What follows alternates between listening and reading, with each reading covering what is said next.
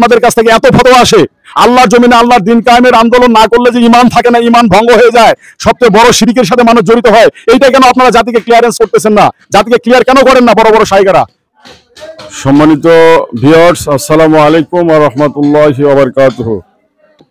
আমি একটি বিষয়ে আপনাদের কাছে দৃষ্টি আকর্ষণ করছি, সেটি হচ্ছে যে আমরা বাংলাদেশের মানুষ অনেকটাই ফেসবুক ইউটিউব নির্ভর হয়ে পড়েছে। আমরা জানি যে আমাদের বাংলাদেশে অনেক বড় বড় শাইখ আছেন যারা ফেসবুক নির্ভর এবং ইউটিউব নির্ভর। ফেসবুক আর ইউটিউব যদি ইহুদিরা উঠিয়ে ফেলে তাহলে ওই সমস্ত শাইখদেরকে বাংলার মানুষ আর খুঁজে পাবে না। আজকে তাদেরকে শ্রদ্ধার সাথে আমরা আহ্বান করি, শ্রদ্ধার সাথে বলতে চাই যে কোনো বিষয়ে আপনারা ইউটিউব ফেসবুকের মাধ্যমে ফতোয়া দিয়ে দেন খুব তাড়াতাড়ি, কিন্তু আপনারা কি জানেন ফতোয়া বাস্তবায়নের পূর্ব শর্ত হচ্ছে দিন কায়েম। বিশ্বনবী হযরত মুহাম্মদ সাল্লাল্লাহু আলাইহি ওয়াসাল্লাম দিন কায়েমের মাধ্যমে মানুষের সার্বিক জীবনের পুনর্বিন্যাস সাধন করেছিলেন কোরআনের এবং তার আদর্শিত পথ অনুযায়ী, মত অনুযায়ী। আজকে বাংলাদেশে গরুর গোশত বন্টনের ফতোয়া খুব সহজে দেওয়া যায়, বড় বড় শাইখরা দিচ্ছেনও। আমরা এটা কি নিন্দা জানাবো না, কিন্তু আমরা সেই সমস্ত শাইখদের কাছ থেকে দিন কায়েমের পক্ষে ফতোয়া দেখতে চাই, দিন কায়েমের পক্ষে কথা শুনতে চাই। খুব সহজে ইসলামের একটা বিধিবিধান নিয়ে আলোচনা করা যায়। আপনাকে লাইক করবে, কমেন্ট করবে, আপনাকে অনেক ধন্যবাদও জানাবে, আপনার জন্য দোয়া করবে।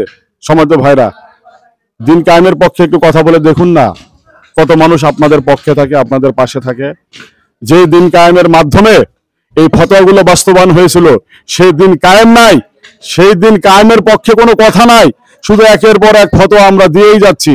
আমি আগেই বলছি যে আমরা কিন্তু ফতোয়ার বিরুদ্ধে না, কিন্তু আপনাদের কাছ থেকে এত ফতোয়া আসে, আল্লাহর জমিনে আল্লাহর দিন কায়েমের আন্দোলন না করলে যে ঈমান থাকে না, ঈমান ভঙ্গ হয়ে যায়, সবচেয়ে বড় শিরকের সাথে মানুষ জড়িত হয়, এইটা কেন আপনারা জাতিকে ক্লিয়ারেন্স করতেছেন না?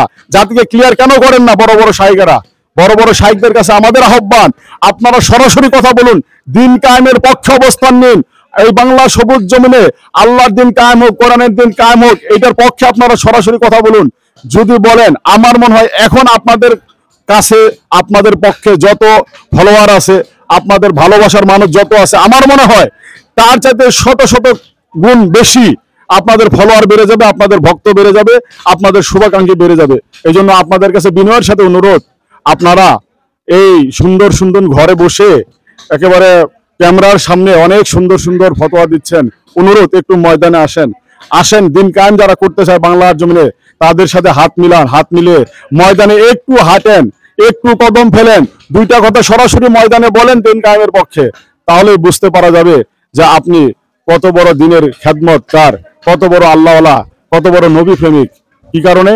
যে খুব সহজেই ঘরের ভিতরে নবী প্রেমিক হওয়া যায়, খুব সহজেই ঘরের ভিতরে থেকে আল্লাহ প্রেমিক হয়ে যায়, কিন্তু জিহাদের ময়দানে এসে আল্লাহ প্রেমিক আর নবী প্রেমিক হওয়াটা খুবই কঠিন একটা ব্যাপার, কঠিন একটা সিদ্ধান্ত।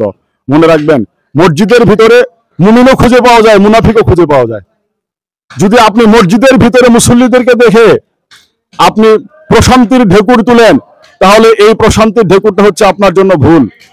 কারণ মসজিদে মুনাফিকরাও নামাজ পড়ে, মুমিনরাও নামাজ পড়ে, কিন্তু জিহাদের ময়দানে কখনো মুনাফিককে পাবেন না, জিহাদের ময়দানে শুধু প্রকৃত মুমিনদেরকে খুঁজে পাওয়া যায়। সুতরাং বড় বড় শাইখদেরকে বলবো, আসুন আপনারা জিহাদের ময়দানে আসুন, দিন কায়েমের ময়দানে আসুন, দিন কায়েমের পক্ষে কথা বলুন। আমরা দেখতে চাই যে আপনারা খাঁটি মুসলিম, খাঁটি মুমিন, খাঁটি আল্লাহওয়ালা, খাঁটি নবীর উম্মত, সঠিক সহিহ হাদিসের অনুসারী এবং সঠিক সুন্নাহর অনুসারী। যদি আপনারা দিন কায়েমের পক্ষে ময়দানে এসে কথা বলেন, তাহলে এই জাতি আপনাদেরকে স্বীকৃতি দিবে, আপনাদের কাছে উদাত্ত আহ্বান থাকবে দিন কায়েমের পক্ষে কথা বলার। আসসালামু আলাইকুম ওয়া রাহমাতুল্লাহ।